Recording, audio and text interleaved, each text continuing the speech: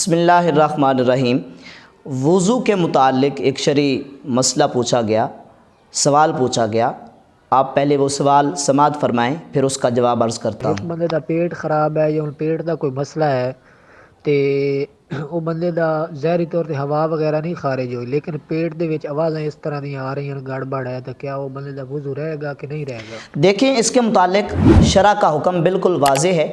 نبی علیہ السلام کی ایک حدیث ہے مشکوٰۃ شریف کے اندر، مفہوماً عرض کر رہا ہوں، جس میں نبی علیہ السلام نے ارشاد فرمایا کہ جب تک ہوا کی آواز نہ سنو یا اس کی بدبو محسوس نہ کرو تو تب تک تمہارا وضو برقرار ہے، وضو تمہارا ختم نہیں ہوا۔